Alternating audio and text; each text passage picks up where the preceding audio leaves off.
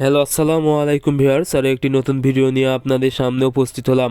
আজকের ভিডিওতে মূলত আমি আলোচনা করব ব্রয়লার মুরগি যেন একটু মারা না যায়, এর জন্য আপনারা বাচ্চা অবস্থা থেকে অর্থাৎ একদিন বয়স থেকে বিক্রি করা পর্যন্ত কি কি ওষুধ ব্যবহার করবেন এবং বাচ্চাকে সুস্থ রাখতে কি করণীয়।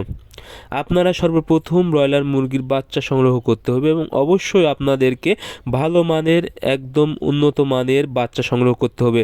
যখনই আপনারা ব্রিগেডের বাচ্চা ব্যবহার করবেন বা বাচ্চা নেবেন, সেক্ষেত্রে কিন্তু বাচ্চা অনেক দুর্বল থাকে, সেক্ষেত্রে বাচ্চা মারা যাওয়ার সম্ভাবনা অনেক বেশি থাকে। এজন্য আপনারা অবশ্যই বেশি টাকা হলেও আপনারা কিছু টাকা বেশি দিয়ে আপনারা এ গ্রেডের বাচ্চা অর্থাৎ যে কোনো কোম্পানির ভালো মানের যে বাচ্চাটা পাওয়া যায় সেটা নেবেন।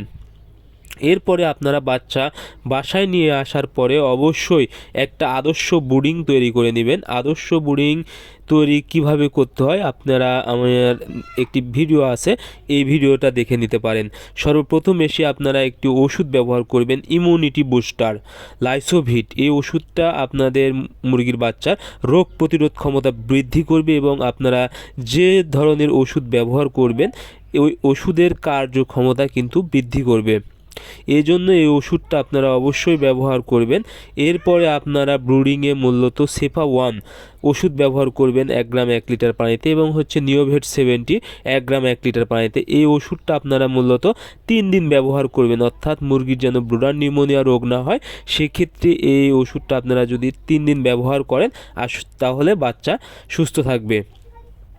এরপরে আপনারা 4 দিনের বেলা একটা রানীক্ষেতের ভ্যাকসিন করবেন, রানীক্ষেত প্লাস বঙ্কাইটিস। এই ভ্যাকসিনটা আপনারা 4 দিনের বেলা করে দিবেন এবং 5 দিনের বেলা সাদা পানি ব্যবহার করবেন এবং 6 দিনের পর থেকে আপনারা 2টা ভিটামিন ওষুধ ব্যবহার করবেন, থায়ামিন B1 B2 B6 এবং একবেলা জিঙ্ক ব্যবহার করবেন। এটি মূলত 5 থেকে 6 দিন ব্যবহার করবেন। থায়ামিন মূলত মুরগির বাচ্চার পা মোটা করবে এবং মুরগির যেন প্যারালাইসিস রোগ না হয় তা কিন্তু সহায়তা করবে এবং জিঙ্ক মুরগির খাবারের রুচি ঠিকঠাক রাখবে এবং লোম গজাতে সাহায্য করবে এবং অনেক সময় রোগ প্রতিরোধ ক্ষমতা বৃদ্ধি করে।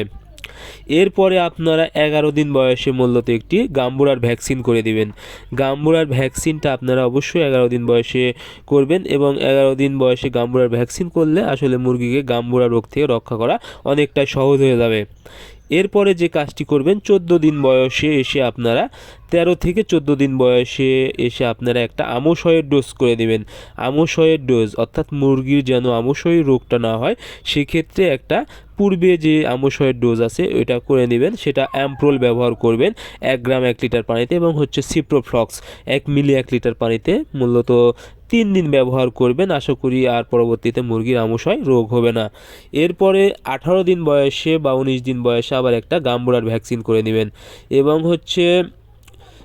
আবার গিয়ে আপনারা 24 দিন বয়সে একটা রানীক্ষেতের ভ্যাকসিন করে নেবেন এবং এরপরে আপনারা একটি ওজন বাড়ানো ওষুধ অর্থাৎ অ্যামাইনোভিট প্লাস অথবা প্রোটিমিন অর্থাৎ মুরগির গ্রোথ প্রমোটার যে ওজন যে ওষুধগুলো বাড়ায়, আপনারা ওই ওষুধ একবেলা করে 5 থেকে 7 দিন ব্যবহার করবেন 1 মিলি 1 লিটার পানিতে রাতের বেলা।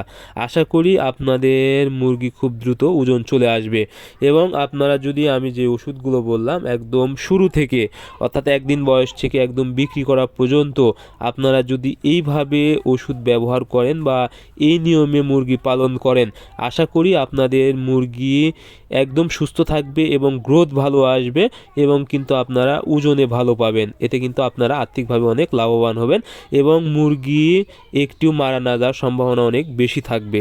সো আপনারা অবশ্যই ব্রয়লার মুরগি যারা পালন করে থাকেন এই মুরগিগুলোকে একদম সুস্থ রাখতে এবং ওজন ভালো আনতে আমি যে নিয়মগুলো বললাম এই নিয়মে ওষুধ খাওয়াবেন। আমি অবশ্যই প্রতিটা ভিডিওতে ভেঙে ভেঙে আসলে 1 দিন থেকে 3 দিন বয়স পর্যন্ত কী করবেন প্রতিটি ভিডিও করব।